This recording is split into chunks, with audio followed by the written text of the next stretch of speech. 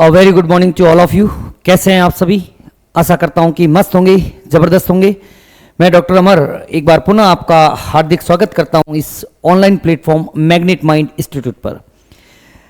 हम लोग cell cycle and cell division के एमसीक्यू को सॉल्व कर रहे थे और आज मैं आपके सामने लेकर आया हूं इसी एमसीक्यू का नेक्स्ट सेकंड लेक्चर। और देखते हैं फर्स्ट क्वेश्चन। बेटा पहला क्वेश्चन आपकी स्क्रीन के ऊपर ये रहा, if the number of bivalent are 8 in metaphase first, the number of bivalent are 8 in metaphase first, what shall be the number of chromosome in daughter cell after meiosis first and meiosis second respectively? क्या कह रहा है बेटा कि metaphase first के अंदर यदि metaphase first में बाइवेलेंट की संख्या 8 है तो अर्धसूत्री विभाजन फर्स्ट और अर्धसूत्री विभाजन सेकंड के बाद संतति कोशिकाओं में गुणसूत्रों की संख्या कितनी होगी? देखना बेटा, एक बाइवेलेंट क्या कह रहे हैं, यह क्वेश्चन कह रहा है कि मेटाफेज फर्स्ट में कितना दे रखा है बेटा? मेटाफेज फर्स्ट में दे रखा है 8 बाइवेलेंट। मेटाफेज फर्स्ट में क्या दे रखा है बेटा? 8 बाइवेलेंट दे रखे हैं और पूछ रहा है कि मियोसिस फर्स्ट के बाद कितना होगा, मियोसिस फर्स्ट के बाद कितना होगा, और बोल रहा है मियोसिस सेकंड के बाद कितना होगा। तो देखना बेटा, हम सभी जानते हैं एक बाइवेलेंट का मतलब होता है 2 chromosome. We know that one bivalent equals to 2 chromosome.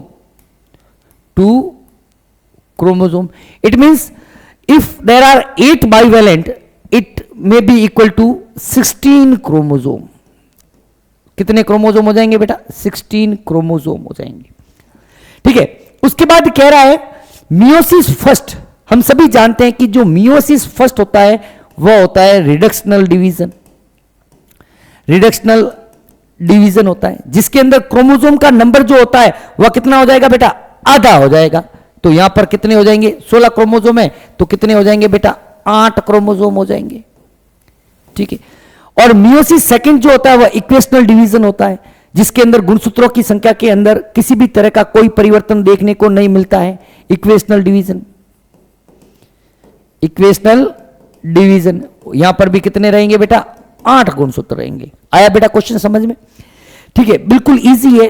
क्या है, कह रहा है कि मेटाफेज फर्स्ट के अंदर अगर 8 बाइवेलेंट है तो मियोसिस फर्स्ट और मियोसिस सेकंड के बाद कितने होंगे बेटा? 8 क्रोमोसोम का 8 बाइवेलेंट का मतलब क्या होता है? 16 क्रोमोसोम, क्योंकि एक बाइवेलेंट के अंदर 2 क्रोमोसोम होते हैं। मियोसिस फर्स्ट एक अर्धसूत्री विभाजन फर्स्ट जो है वह रिडक्शनल डिवीजन होता है, जिसके अंदर गुणसूत्रों की संख्या में क्या होती है? आधा। जितने गुणसूत्र होते हैं जनक कोशिका के अंदर, पुत्री कोशिकाओं के अंदर कितने हो जाएंगे? आधे हो जाएंगे। तो 16 क्रोमोसोम थे, 8 हो जाएंगे। मियोसिस सेकंड जो होता है वह इक्वेशनल डिवीजन होता है, जिसके अंदर गुणसूत्रों की संख्या के अंदर किसी भी प्रकार का कोई परिवर्तन नहीं होता है। अगर मियोसिस फर्स्ट में 8 है तो सेकंड में कितने रह जाएंगे? 8। तो आंसर क्या चला जाएगा बेटा? 8 एंड 8 जो है थर्ड ऑप्शन के अंदर आपको देखने को मिल रहा है। क्लियर है बेटा? अगला क्वेश्चन देखना बेटा, which of the following not occurs in anaphase first? Anaphase first में निम्नलिखित में से क्या नहीं होता है? देखो बेटा, ऑप्शन देखने से पहले ही आंसर लगाना सीखो। एनाफेज फर्स्ट या एनाफेज सेकंड का बेटा क्वेश्चन आएगा तो क्या आएगा? Splitting of centromere. हम सभी जानते हैं कि एनाफेज फर्स्ट के अंदर गुणसूत्र बिंदु का विघटन या सेंट्रोमियर का स्प्लिटिंग नहीं होता, जबकि एनाफेज सेकंड के अंदर सेंट्रोमियर का स्प्लिटिंग होता है। यह क्या पूछ रहा है? Which of the following not occurs in anaphase first? Anaphase first में निम्नलिखित में से क्या नहीं होता? क्या नहीं होता?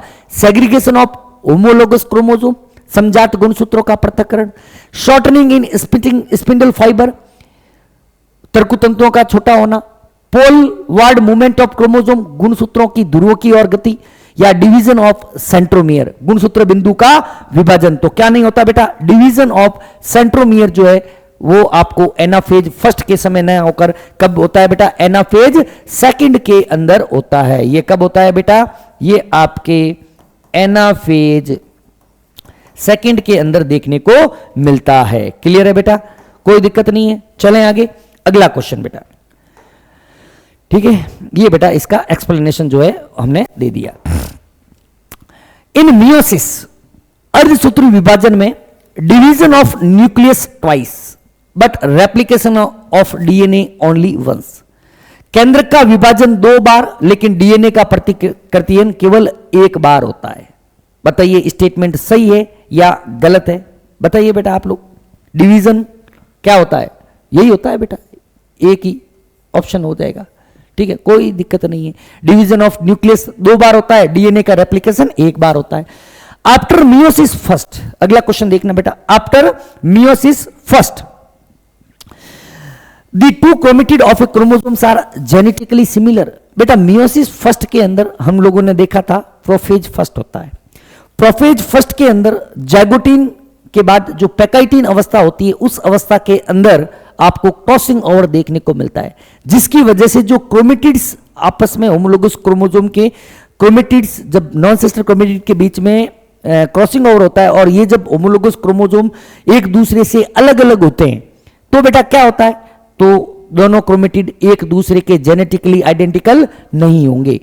दी 2 chromatid of chromosomes are genetically similar, नहीं बेटा सिमिलर नहीं होते, द डिफरेंट होते हैं। The 2 chromatid of chromosomes are genetically different. एक गुणसूत्र के 2 क्रोमेटिड आनुवांशिक रूप से क्या होते हैं बेटा, भिन्न हो जाएंगे, क्योंकि क्या होता है बेटा, क्रॉसिंग ओवर होता है। कब होता है, जाइगोटिन के दौरान आपको क्या देखने को मिलता है बेटा, क्रॉसिंग ओवर देखने को मिलता है। क्लियर है कहानी। चलें नेक्स्ट क्वेश्चन, अगला क्वेश्चन देखिएगा बेटा। अगला क्वेश्चन देखो क्या कह रहा है, the correct sequence of prophase first of meiosis first. Correct sequence पूछा है बेटा, बिल्कुल लजीज पिज्जा दे दो, मैंने बताया भी था लजीज पिज्जा दे दो से आप लोगों को आंसर लगाना है। Leptotene, zygotene, pachytene, diplotene, diakinesis. Leptotene के बाद पैकाइटिन नहीं आता है, जाइगोटीन आता है, ये गलत हो गया। लेप्टोटीन के बाद डिप्लोटीन नहीं आता, लेप्टोटीन के बाद zygotene, leptotene, zygotene, pachytene, diplotene, diakinesis. Third option जो है वो आपका आंसर चला जाएगा। क्लियर है।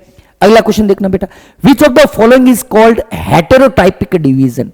बेटा हेटेरोटाइपिक डिवीजन देखो बेटा, हमने बताया था लास्ट क्लास के अंदर ही कि मियोसिस फर्स्ट जो होता है, मियोसिस फर्स्ट जिसे हम लोग रिडक्शनल डिवीजन या हेटेरोटाइपिक डिवीजन भी कहते हैं, इसी को हम लोग क्या बोलते हैं बेटा, रिडक्शनल डिवीजन,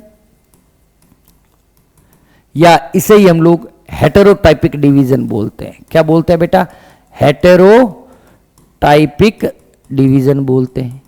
जबकि जो मियोसिस सेकंड होता है, मियोसिस सेकंड को हम लोग बोलते हैं होमोटाइपिक डिवीजन। क्या बोलते हैं बेटा, होमोटाइपिक डिवीजन कहते हैं। क्लियर है बेटा, किसी तरह का कोई दिक्कत नहीं। इक्वेशनल डिवीजन होता है मियोसिस, और या इसे हम लोग इक्वेशनल डिवीजन भी कहते हैं, इक्वेशनल डिवीजन। तो क्या कह रहा है, हेटेरोटाइपिक। हेटेरोटाइपिक किसको बोलते हैं बेटा, मियोसिस फर्स्ट या अर्धसूत्री विभाजन प्रथम को हम लोग हेटेरोटाइपिक डिवीजन कहते हैं। अगला क्वेश्चन देखना बेटा, अगला क्वेश्चन क्या कह रहा है, डीएनए रेप्लिकेशन अकर्स बिफोर। बेटा डीएनए रेप्लिकेशन किसके पहले होता है, तो ये क्वेश्चन बेटा हमने देख रखा है, मियोसिस सेकंड के समय तो नहीं होता है, before mitosis and before meiosis first जो है, माइटोसिस एंड मियोसिस फर्स्ट जो है, समसूत्री विभाजन और अर्धसूत्री विभाजन प्रथम से पहले जो है आपको देखने को मिलता है डीएनए प्रतिलिपिकरण। थिक थ्रेड स्टेज इज, स्थूल तंतु अवस्था किसमें किसे कहते हैं। देखो बेटा स्थूल तंतु या थिक थ्रेड एक्चुअली क्या होता है, ये जो पैकाइटिन अवस्था जो होती है, पैकाइटिन अवस्था ध्यान से देखना, पैकाइटिन अवस्था के दौरान क्रॉसिंग ओवर होता है। क्या होता है बेटा, क्रॉसिंग ओवर होता है। ठीक है, और क्रॉसिंग ओवर के समय क्या होता है कि होमोलोगस क्रोमोसोम एक दूसरे के, होमोलोगस क्रोमोसोम एक दूसरे के बहुत ही पास पास स्थित होते हैं, present near to each other. Present very near to each other, very near to, एक दूसरे के बहुत ही क्या होते हैं बेटा, पास पास स्थित होते हैं, जिसके कारण जो है एक थिक थ्रेड लाइक स्ट्रक्चर देखने को मिलती है। वो कब मिलती है बेटा, पैकाइटिन के दौरान देखने को मिलती है। क्लियर है? अगला क्वेश्चन देखिएगा बेटा। अगला क्वेश्चन क्या कह रहा है, crossing over that results in genetic recombination in higher organism occurs between. बेटा बिल्कुल कहा था कि सपोज मैं कह रहा हूं एक यह होमोलोगस पेयर ऑफ क्रोमोसोम है, ये उसका एक क्रोमोसोम हो गया और ये उसका सपोज मैं कह रहा हूं दूसरा क्रोमोसोम हो गया। क्या है ये बेटा, ये मैं कह रहा हूं a pair of homologous chromosome. ये क्या है बेटा, a pair of homologous chromosome. बेटा ये दोनों आपस में क्या होंगे, ये दोनों होंगे sir sister chromatid, sister chromatids, भगिनी क्रोमेटिड, भगिनी क्रोमेटिड। ये दोनों क्या होंगे बेटा, ये दोनों होंगे सर के आपके नॉन सिस्टर क्रोमेटिड्स, अभगिनी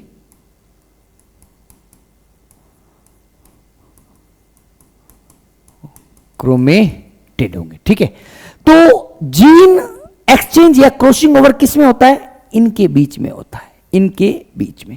आपको याद होना चाहिए बिल्कुल इजी वे के अंदर कि क्रॉसिंग ओवर जो होता है किसके बीच में होता है, between non sister chromatid of homologous pair of chromosome. किसके बीच में होगा बेटा, बिटवीन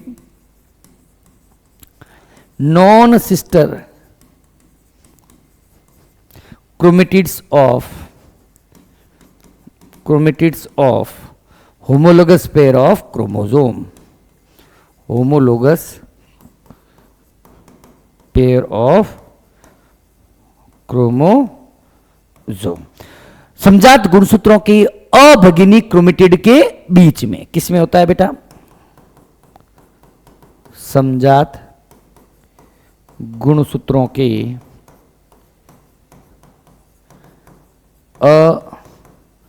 अभगिनी क्रोमेटिड के मध्य जो है आपको क्रॉसिंग ओवर देखने को मिलता है। क्लियर है? Non sister chromatid of bivalent, two daughter nuclei, two different bivalent, sister chromatid of bivalent, non sister chromatid of bivalent. इसको ही बेटा हम लोगों ने बाइवेलेंट कहा था, इसे ही हम लोगों ने क्या कहा था, बाइवेलेंट कहा था। क्यों कहा था, क्योंकि दो क्रोमोसोम है।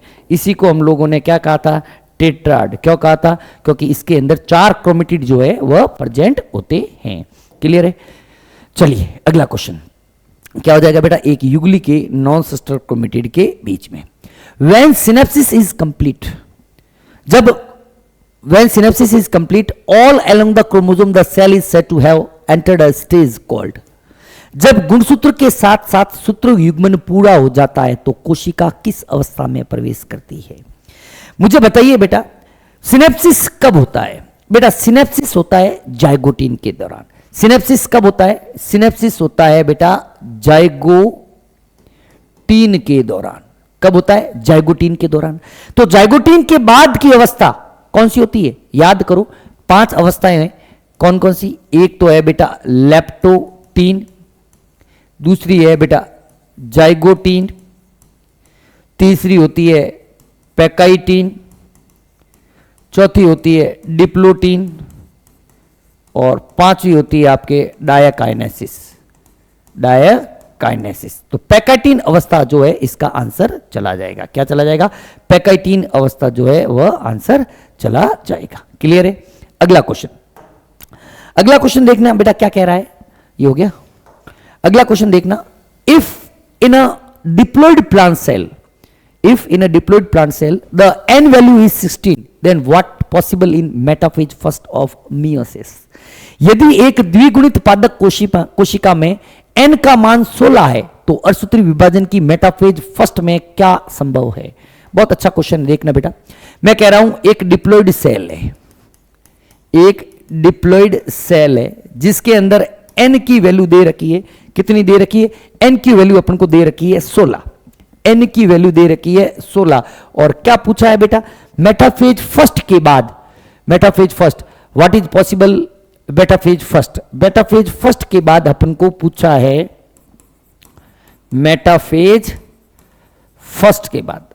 चलिए बेटा एक बार आप लोग इसको करने की कोशिश करना, क्या आंसर चला जाएगा। देखो बेटा अगर n 16 है तो 2n कितना हो जाएगा? 2n हो जाएगा 32।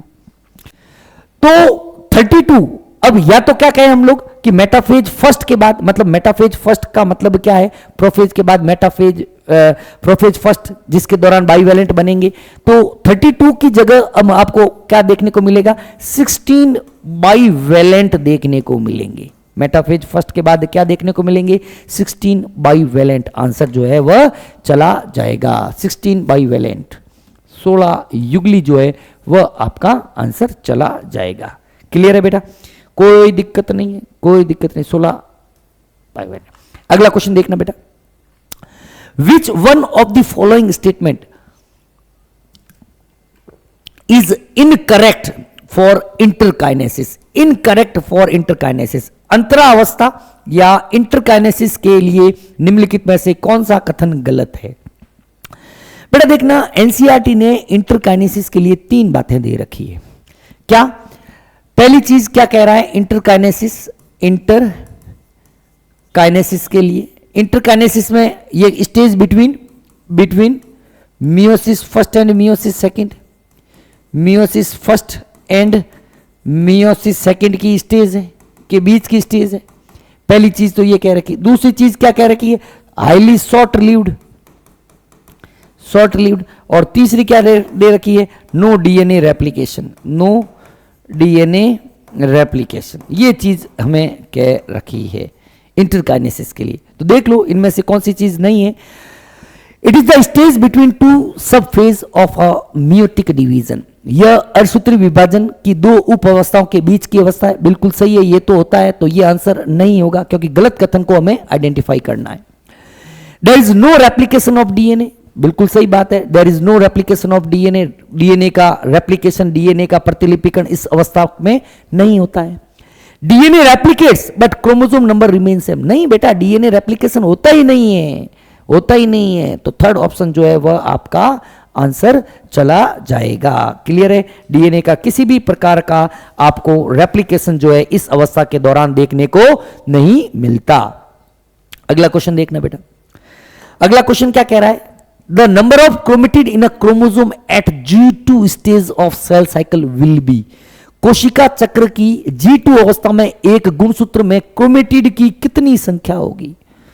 क्या है? क्रोमेटिड तो वही रहेंगे ना, क्रोमेटिड G2 है। मुझे बताओ, ये एक्चुअली आपको कंफ्यूज करने की कोशिश कर रहा है कि S में रेप्लिकेशन होगा तो डीएनए की मात्रा बढ़ती है तो क्रोमेटिड भी बढ़ते। काहे के बढ़ेंगे? वही रहेंगे, 2 क्रोमोसोम रहेंगे बेटा। किसी भी प्रकार का डीएनए S के दौरान क्या होता है?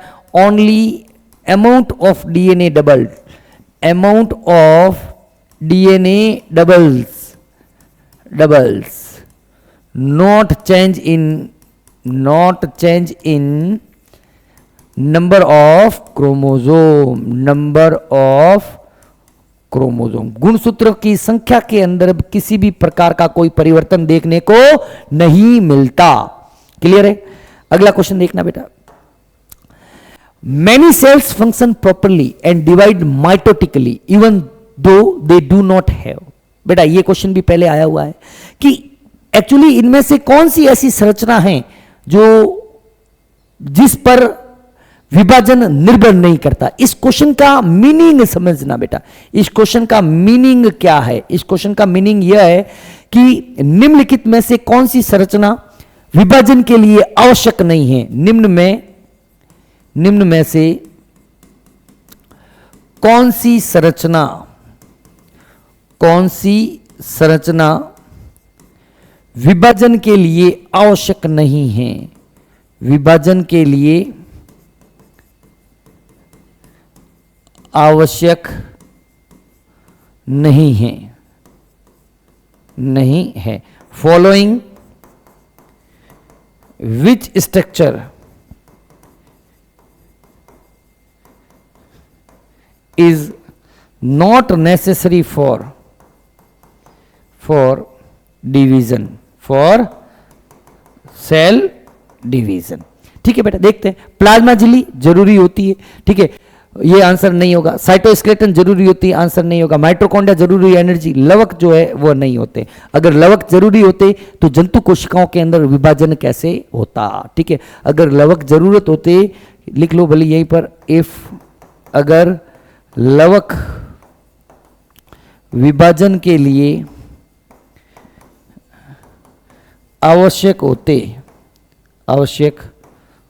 होते तो जंतु कोशिका में विभाजन कैसे होता? जंतु कोशिका में विभाजन कैसे होता? क्लियर है कहानी? कोई दिक्कत नहीं है। चलते हैं अगला क्वेश्चन। अगला क्वेश्चन क्या कह रहा है?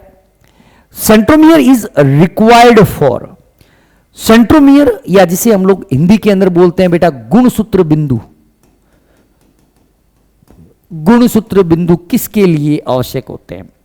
बेटा देखना, कोशिका विभाजन के संदर्भ में बात करें तो सेंट्रोमियर के ऊपर आपको एक डिस्क के समान संरचना दिखाई देती है और उस संरचना को हम लोग क्या बोलते हैं? उस संरचना को हम लोग बोलते हैं बेटा काइनेटोकोर। और काइनेटोकोर के ऊपर माइक्रोट्यूब्यूल्स, सूक्ष्म तंतु जो है वह आकर जुड़ते हैं। तो सेंट्रोमियर किसके लिए जरूरी है? इसीलिए जरूरी होंगे ताकि गुणसूत्रों का क्या हो? मूवमेंट हो। The movement of chromosome toward poles, ध्रुवों की और गुणसूत्रों की गति के लिए। साइटोप्लाज्मिक क्लीवेज या कोशिका द्रव्य विभाजन के लिए। क्रॉसिंग ओवर के लिए, क्रॉसिंग ओवर जिसे हम लोग जीन विनिमय कहते हैं उसके लिए, या अनुलेखन के लिए। तो मूवमेंट ऑफ क्रोमोसोम जो है टुवर्ड पोल, उसके लिए जो है वह जरूरी होते हैं। कौन? सेंट्रोमियर। क्यों? क्योंकि गुणसूत्र बिंदु के ऊपर एक डिस्क के समान, डिस्क लाइक स्ट्रक्चर होती है जिसे हम लोग काइनेटोकोर कहते हैं। क्या कहते हैं बेटा? काइनेटोकोर। और इस काइनेटोकोर पर स्पिंडल फाइबर क्या होते हैं? आकर जुड़ते हैं। स्पिंडल फाइबर्स जो है अटैच होते हैं और इस स्पिंडल फाइबर अटैच्ड होते हैं और स्पिंडल फाइबर से जुड़ने के कारण इसके अंदर मूवमेंट देखने को मिलता है। अगला क्वेश्चन देखना बेटा। At which stage of the cell cycle are histone protein synthesize in eukaryotic cell? बिल्कुल बेटा, एस फेज जो होती है, ध्यान रखना, एस फेज या जिसे हम लोग सिंथेसिस फेज कहते हैं। क्या बोलते हैं बेटा? सिंथेसिस फेज, या जिसको बोलते हैं बेटा एस फेज। बेटा एस फेज में क्या होता है? पहला तो होता है डीएनए रेप्लिकेशन। क्या होता है? डीएनए का प्रतिलिपिकरण होता है। दूसरी चीज क्या होता है बेटा? सेंट्रियोल का डुप्लीकेशन होता है।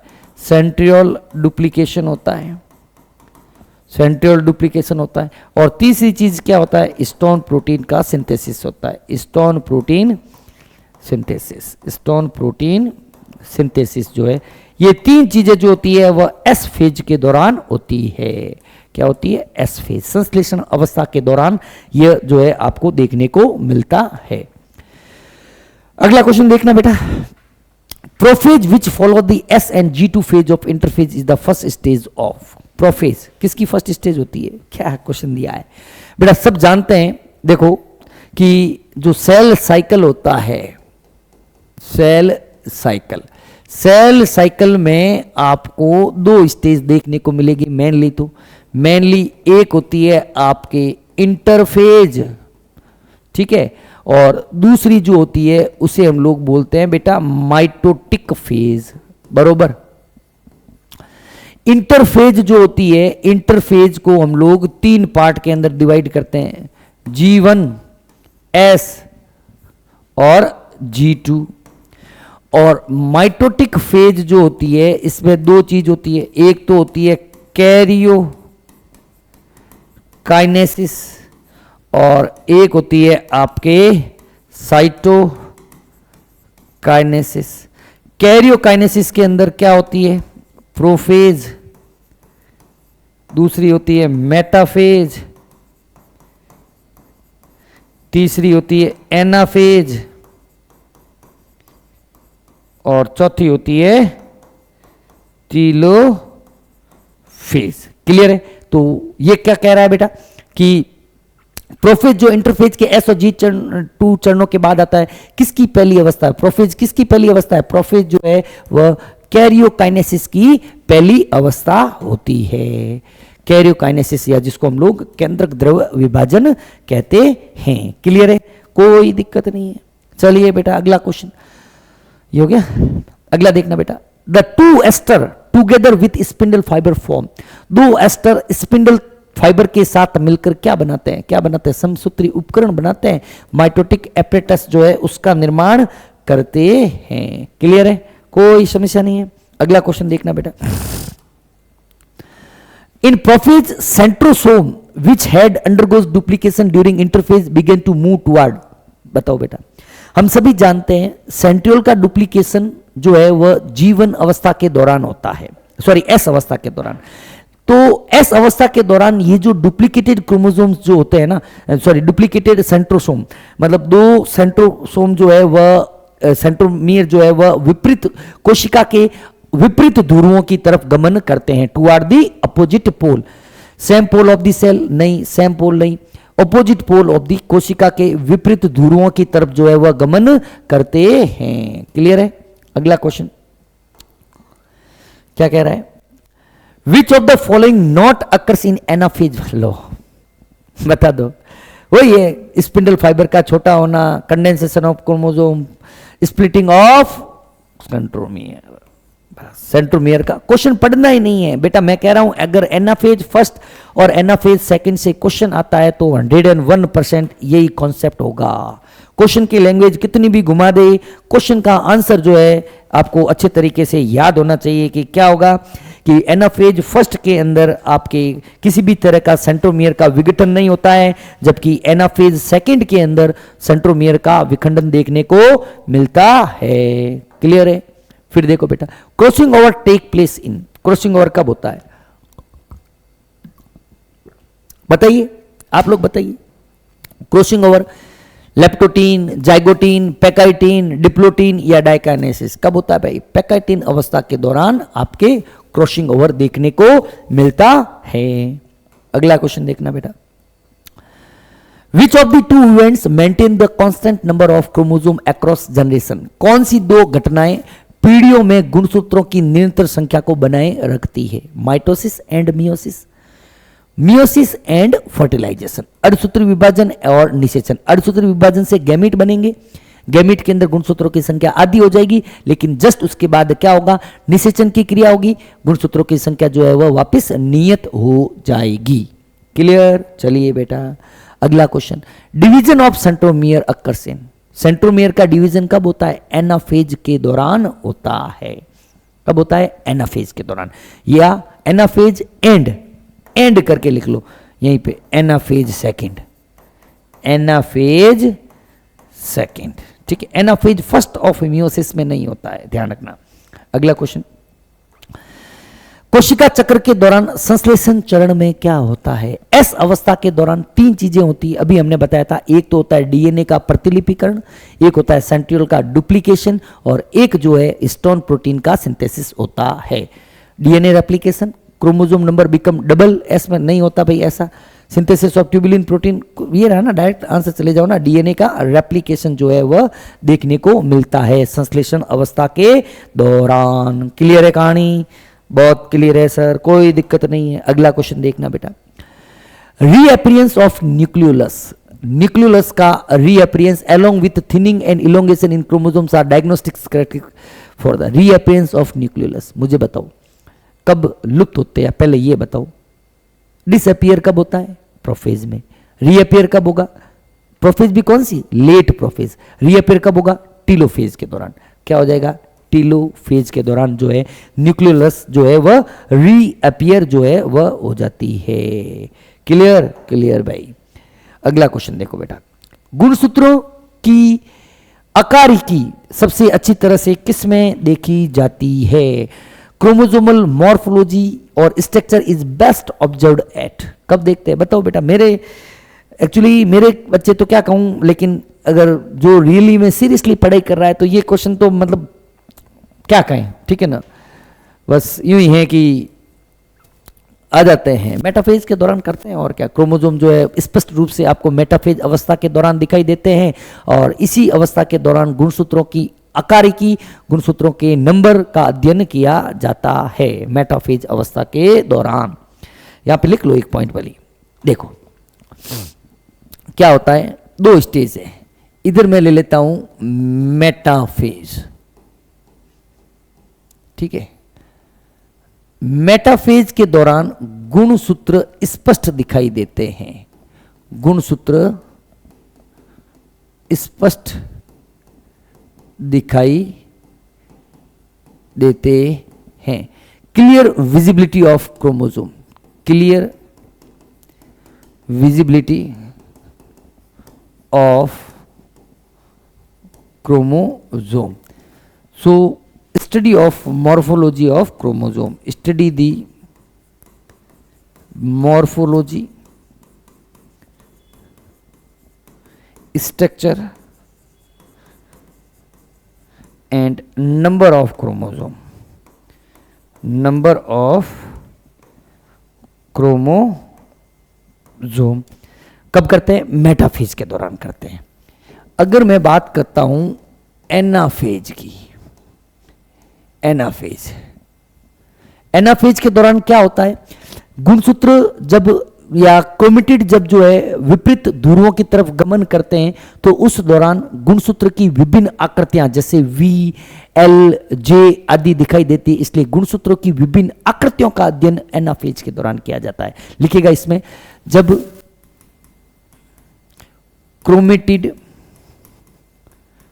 क्रोमेटिड विपरीत ध्रुवों की तरफ, विपरीत ध्रुवों की तरफ गमन करते हैं, गमन करते हैं तो उनकी विभिन्न आकृतियां, विभिन्न आकृतियां जैसे वी, जे, एल आदि दिखाई देती है, ठीक है। ड्यूरिंग द, इंग्लिश मीडियम लिखना है, ड्यूरिंग मूवमेंट ऑफ, मूवमेंट, एक minute, during movement of chromatids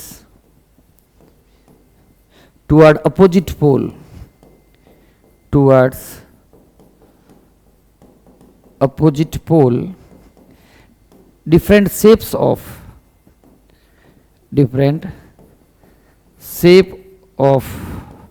chromosome like V, J, L are observed. So we can say that study the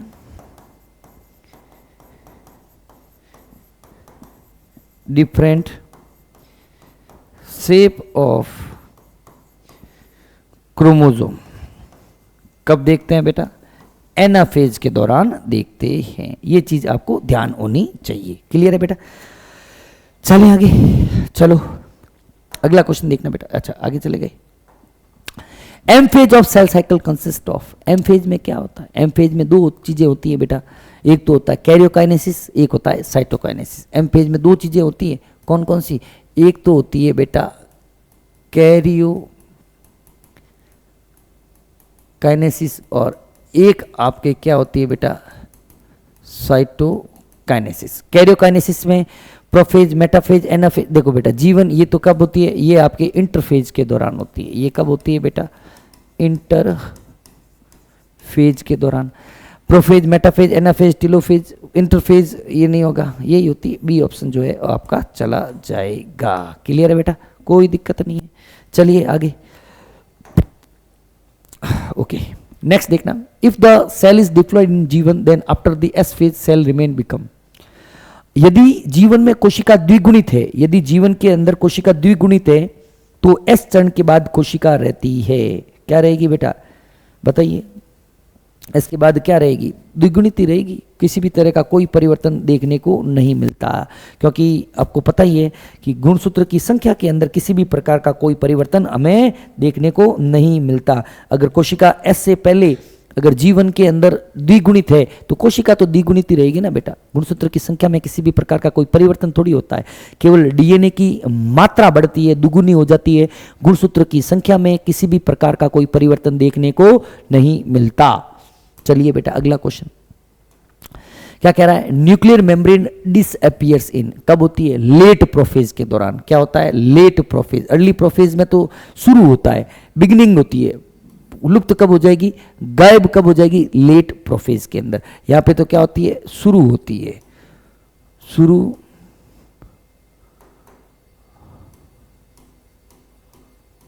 होती है, गायब होना शुरू होती है, गायब होना शुरू होती है।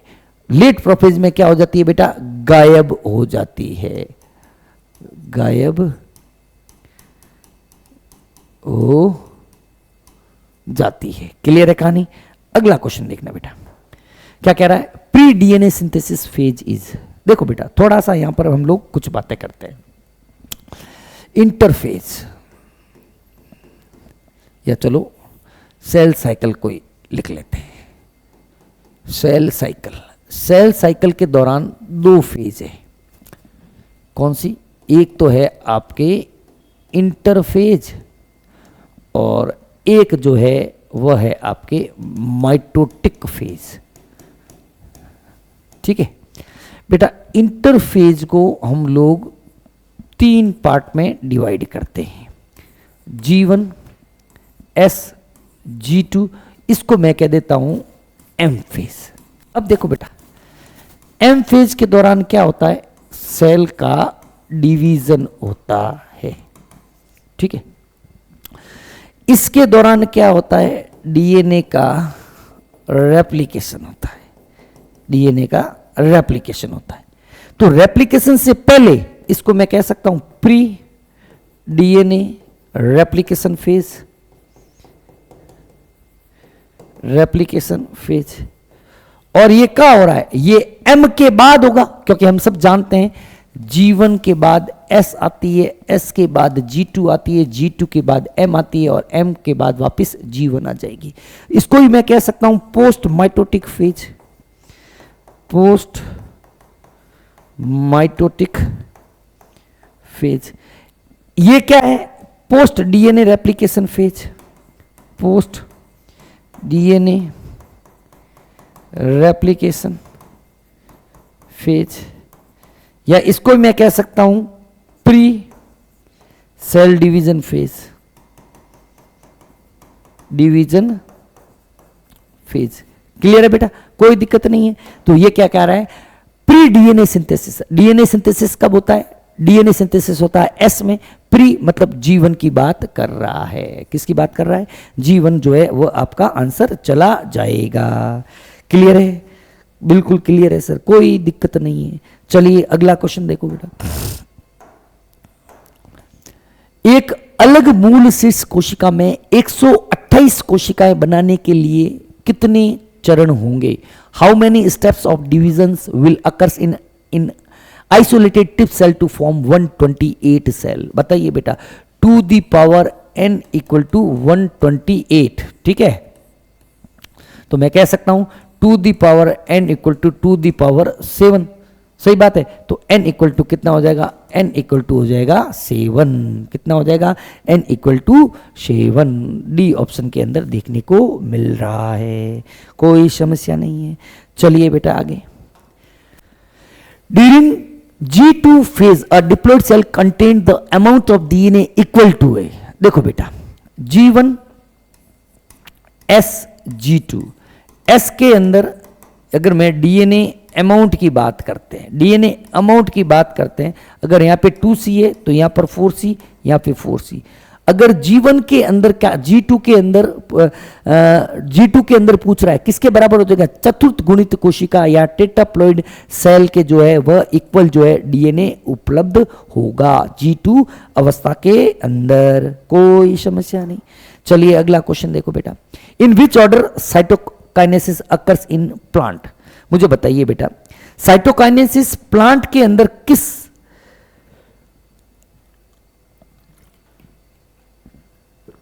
तरीके से होता है। साइटोकाइनेसिस प्लांट के अंदर होता है बेटा सेल प्लेट फॉर्मेशन, और ये जो सेल प्लेट फॉर्मेशन होती है आपको पता हो सेल प्लेट बीच में बनती है और परिधि की तरफ जो है मूवमेंट करती है, मतलब centre to periphery, centre to periphery, और सेंटर टू पेरीफेरी के लिए हम लोग सेंट्रीफ्यूगल फोर्स या अपकेंद्री बल जो है वह काम में लेते हैं। क्या हो जाएगा, सेंट्रीफ्यूगल।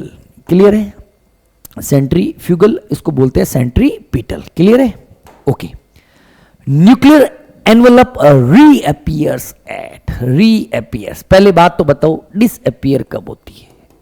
डिसअपियर के साथ, डिसअपियर जो होती है हमारे लेट प्रोफेज के अंदर होती है। तो रीअपियर कब हो जाएगी भाई लोगों, रीअपियर जो है आपके टीलोफेज के दौरान हो जाएगी। कब हो जाएगी, टीलोफेज के दौरान। टीलोफेज जो है वह डी ऑप्शन के अंदर दे रखा है। क्लियर, चलिए अगला क्वेश्चन। अगला क्वेश्चन क्या कह रहा है, which does not occurs in prophase.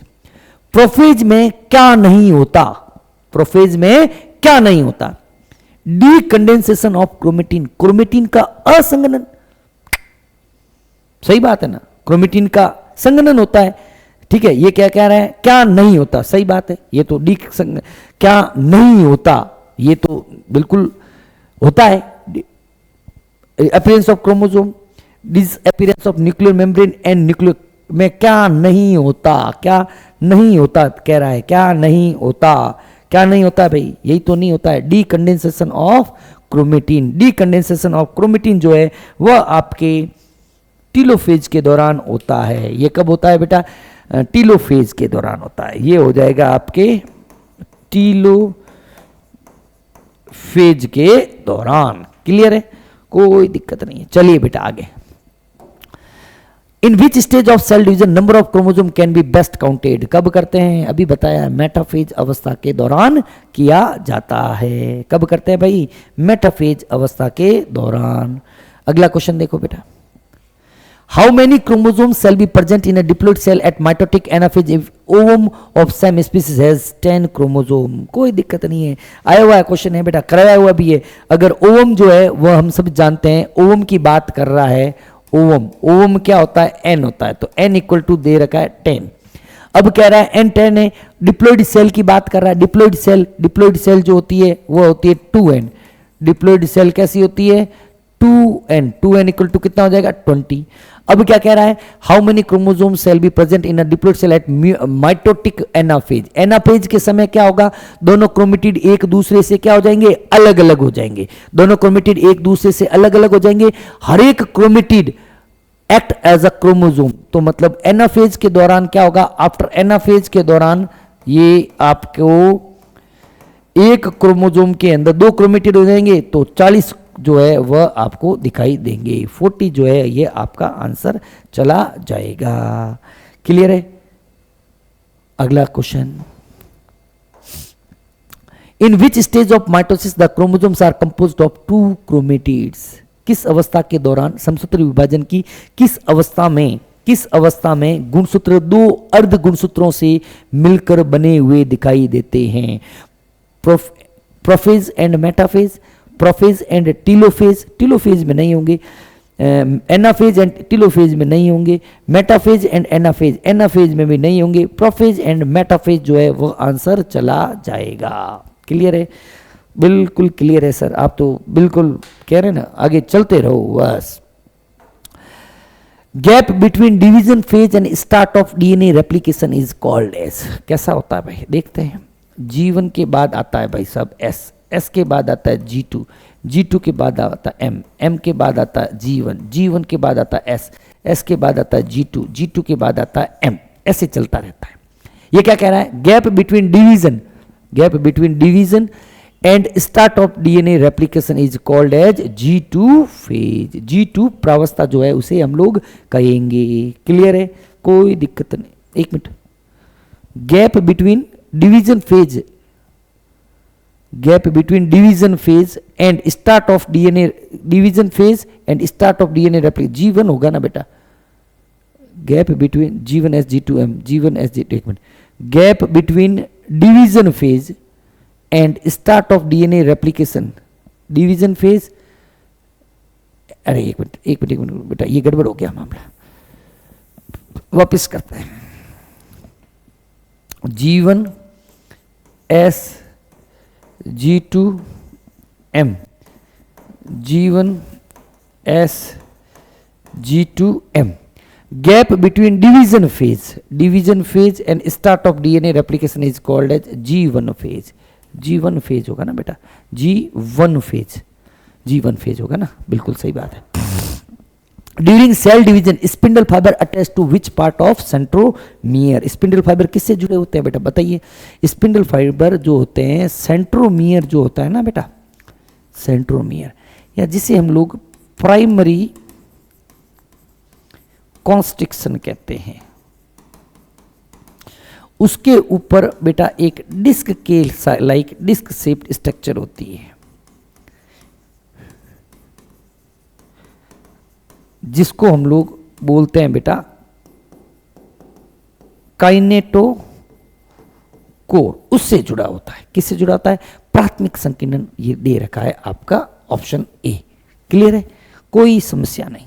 चलते हैं आगे। अगला क्वेश्चन देखना बेटा, during which stage a diploid cell become tetraploid in mitosis. बताइए बेटा, अभी किया है टेट्राप्लॉइड। समसूत्री विभाजन की किस अवस्था के दौरान एक द्विगुणित कोशिका चतुर्थ गुणित कोशिका के अंदर परिवर्तित हो जाती है? कब हो जाएगी मुझे बताओ।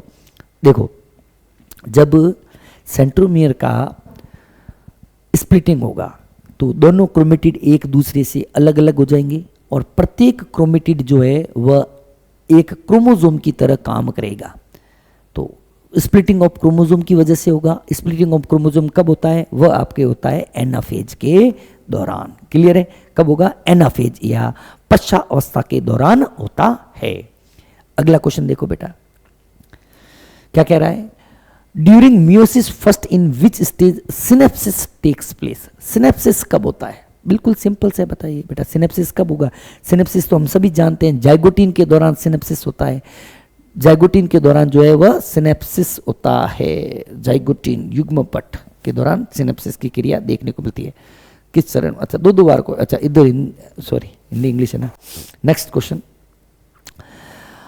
Match the following event that occurs in their respective phase of cell cycle and select the correct option.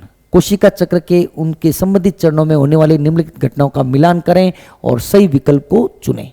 चलो बेटा देख लेते हैं।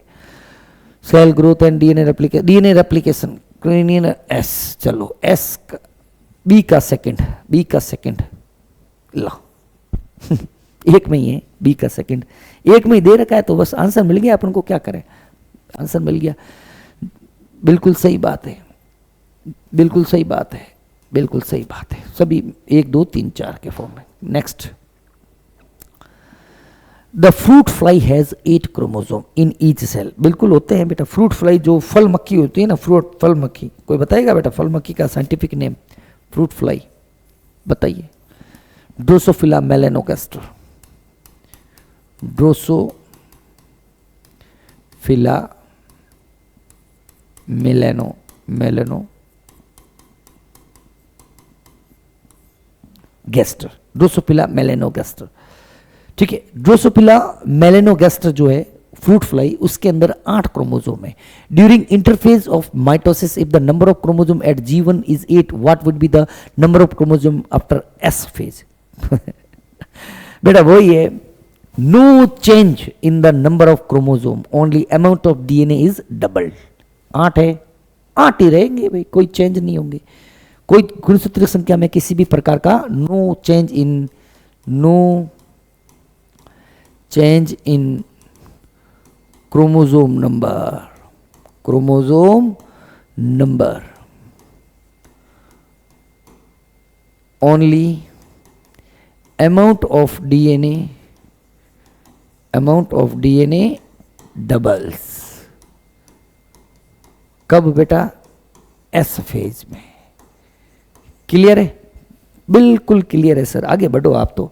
ऐसे क्वेश्चन तो क्या सर अब हमारे लिए छोटी बात होगी। द सेंट्रोल डुप्लीकेशन, सेंट्रोल का डुप्लीकेशन कब होता है बेटा? एस अवस्था के दौरान होता है। एस अवस्था, तारक केंद्र का द्विगुणन एस अवस्था के दौरान होता है। एस, अच्छा इधर देना आंसर, चलो आंसर इधर दे देते हैं।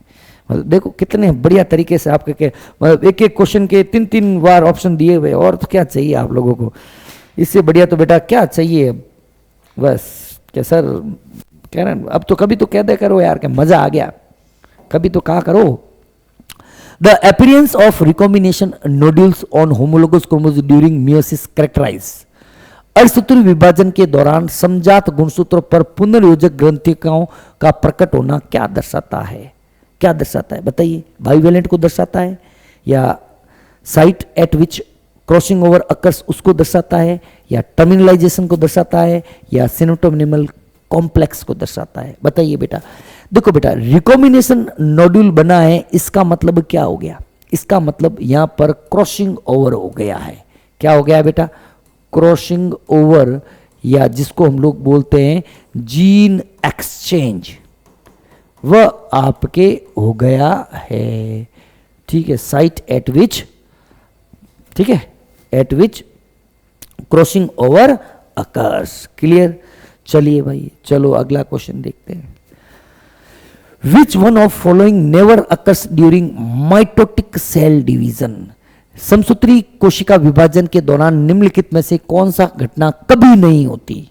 ऐसी कौन सी घटनाएं जो समसूत्री विभाजन के दौरान नहीं होती? कौन सी नहीं होती? Movement of centriole toward opposite pole होती है बेटा।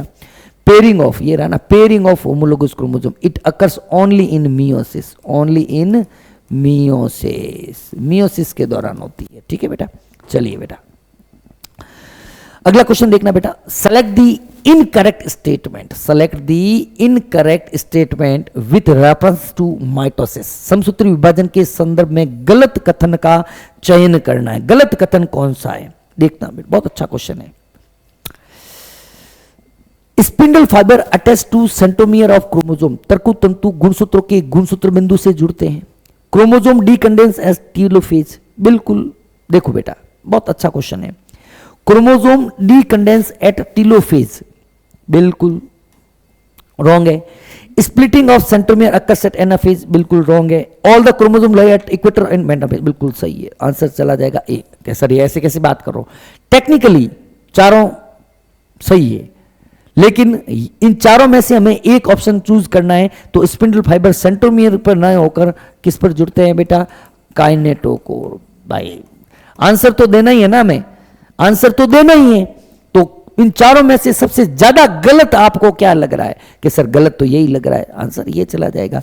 फिर भी ऐसा क्वेश्चन कॉम्प्लिकेटेड लैंग्वेज वाले क्वेश्चन आते नहीं है, लेकिन फिर भी अगर इस क्वेश्चन के अंदर अगर हमें आंसर निकालना है तो वो आंसर यही जाएगा। Technically they are do not attach the on the centromere, they are attached on a disc shape structure present on centromere, that is what, that is called as kinetochore. उसके ऊपर जुड़ते हैं।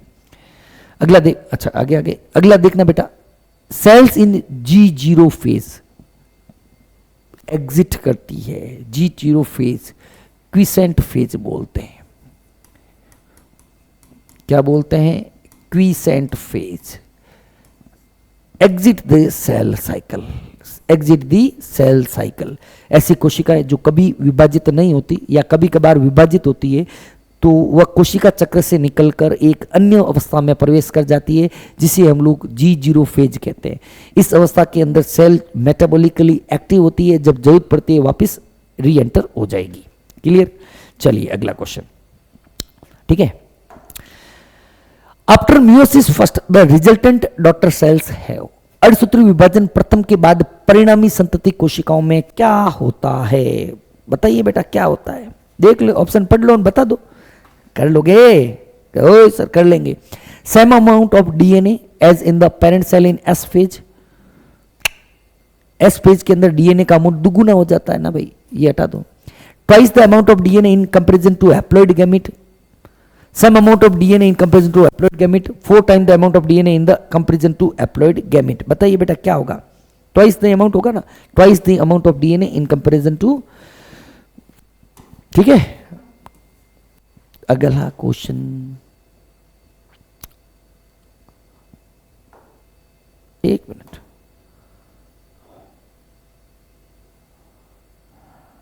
एस फेज, इसका बेटा haploid gamete सही है, कोई दिक्कत नहीं है, ओके कोई दिक्कत नहीं है। मैच दी कॉलो, बताओ लेप्टोटीन, जाइगोटीन, पैकाइटिन, पैकाइटिन के दौरान क्रॉसिंग और होता है, बी का थर्ड कहाँ दे रहा है, बी का थर्ड इसी ऑप्शन के अंदर दे रहा है, थर्ड ऑप्शन के अंदर आंसर चला जाएगा, कोई दिक्कत नहीं है। इतना फास्ट होना चाहिए, with in fraction of second answer निकलना चाहिए बेटा। देख लो एक ऑप्शन मिला है, आंसर निकल गया, छोड़ो इसको। Next, identify the correct statement with regard to G1 phase. G1 phase के रिगार्डिंग आपको करेक्ट जो है स्टेटमेंट देखना है। Identify the correct statement with regard to G1 phase. जीवन फेज के संबंध में, अंतरावस्था की जीवन अवस्था के संबंध में सही कथन की पहचान करनी। जीवन में क्या होता है, न्यूक्लियर डिवीजन, डीएनए सिंथेसिस नहीं, रिऑर्गेनाइजेशन नहीं, cell is metabolic active, grow but does not replicates its DNA, fourth option जो है आंसर चला जाएगा। सेल इज मेटाबॉलिक एक्टिव, कोशिका जो होती है उपापचयी रूप से सक्रिय होती है और अपने डीएनए को रेप्लिकेट नहीं करती, तैयारी कर लेती है लेकिन करती नहीं है। Some dividing cell exit the cell cycle and enter vegetative inactive cell. This is called a quiescent stage. This process occurs at the end of, देखो बेटा जीवन के बाद दो, नहीं सॉरी, हाँ एस के बाद, एक मिनट, हाँ इसका आंसर तो एम जाएगा, एक में शायद यहाँ पर होगा, एम के बाद या तो कंटिन्यूस या, देखो बेटा एक्चुअली क्या होता है, एम के बाद या तो अवस्था आती है G1 या जाएगी G0। एम के बाद या तो G1 में तो क्या होगा, एक्टिवली डिवाइडिंग सेल,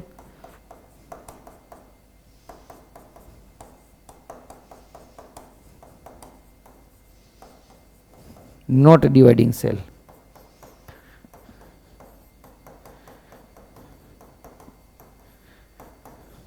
क्लियर है, okay okay. Next question, dissolution of synaptonemal complex occurs during, जब काम खत्म हो जाएगा उसके बाद मुझे बताओ सिनेप्टोनिमल कॉम्प्लेक्स का काम खत्म कब होगा सर, लेप्टोटीन, जाइगोटीन, पैकाइटिन के दौरान, तो डिसोल्यूशन कब हो जाएगा, डिप्लोटीन के दौरान, डिप्लोटीन के दौरान जो है डिसोल्यूशन जो है वह हो जाता है। अब जरूरत ही नहीं है तो क्यों रखेंगे भाई, जब जरूरत नहीं है तो नहीं रखेंगे, तो इसलिए हटा दो, तो कब हटाओगे, डिप्लोटीन में हटाओगे। नेक्स्ट, अगला question, attachment of spindle fibre of kinetochore of chromosome become evident in, गुणसूत्रों की काइनेटोकोर से तर्कु तंतुओं का जुड़ना किस में स्पष्ट हो जाता है, मेटाफेज के दौरान ही तो जुड़ते हैं भाई, क्या कहानी है, मेटाफेज की अवस्था के दौरान जुड़ते हैं। अगला क्वेश्चन देखो बेटा, थोड़ा फास्ट करते हैं। In a mitotic cycle the correct sequence of phases G1S G2M, G1S G2M, G1S G2M, clear भाई। चलो और बार बार आ रहे हैं, जीन एक्सचेंज, पैकाइटिन में ठोको ना, पैकाइटिन, लेप्टोटीन, जाइगोटीन, पैकाइटिन, ए का 4 लो, ए का 4, एक कोई पकड़ लो यार, क्या दिक्कत है। बकेट स्टेज जो होती है लेप्टोटीन होती है। काइजमेटा विजिबल कब होते हैं, काइजमेटा जो है विजिबल आपके हो जाएंगे डिप्लोटीन के दौरान, ठीक है। जाइगोटीन, एक मिनट उल्टा, एक मिनट, ए का 4, बी का 5, जाइगोटीन के दौरान सिनेप्सिस होता है, फिर डिप्लोटीन के दौरान काइजमेटा विजिबल होते हैं, सही बात है। लेप्टोटीन को बके स्टेज बोलते हैं, डाइकाइनेसिस टर्मिनलाइजेशन, सही बात है। सेकंड ऑप्शन जो है आंसर चला जाएगा। ये एक से मिल रहा है ना बेटा, देखो ना, जीन विनिमय जो है पैकाइटिन, ए का 4 कहीं आ रहा है, ए का 4 कहीं नहीं आ रहा है, यही ऐसे एनटीए भी ऐसे ही करती है बेटा, चलिए, विच part of plant is suitable for the study of meiosis, bar bar question आया हुआ है। एंथर परागकोश जो है वह बेस्ट है, ठीक है ना, क्योंकि मियोसिस जो होती है वो हमेशा किस में होती है बेटा, जर्म सेल के अंदर होती है, जर्म सेल के अंदर। Next,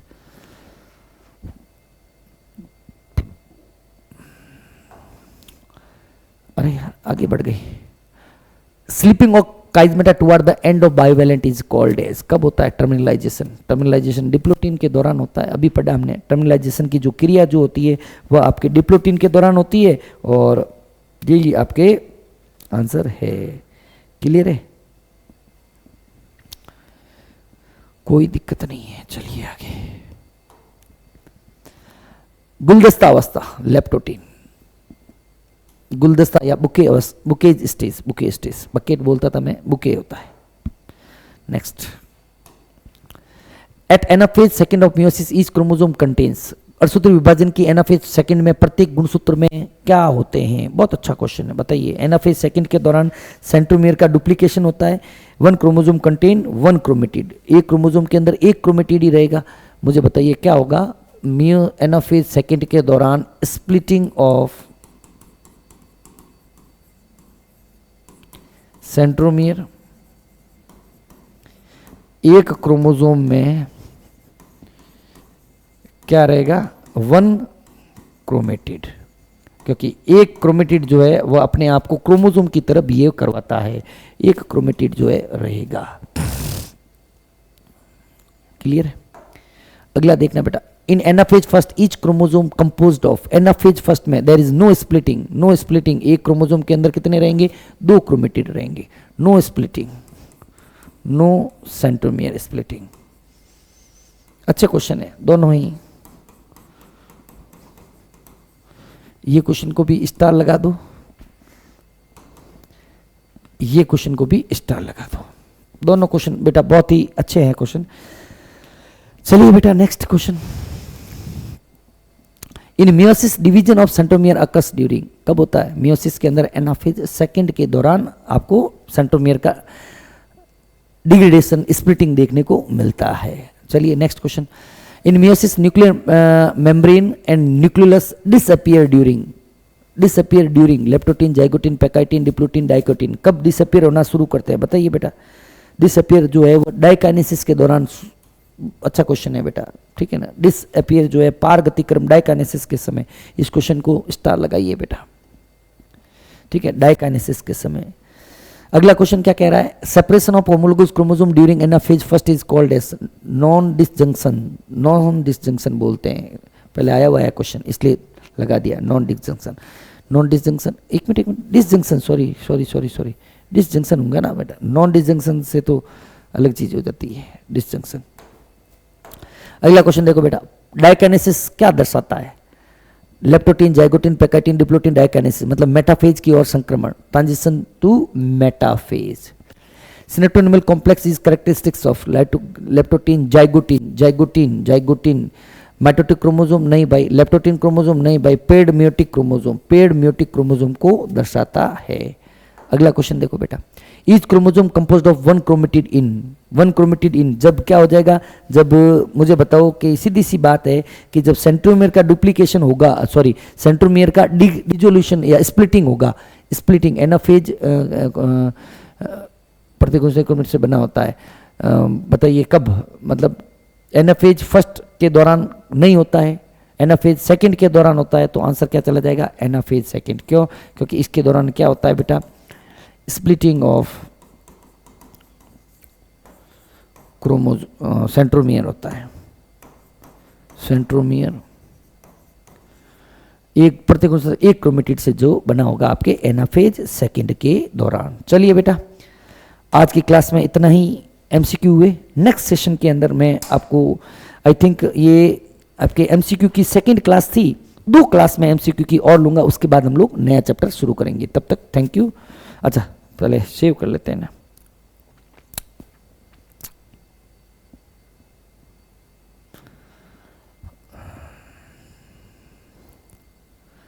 cell cycle and cell division MCQ second.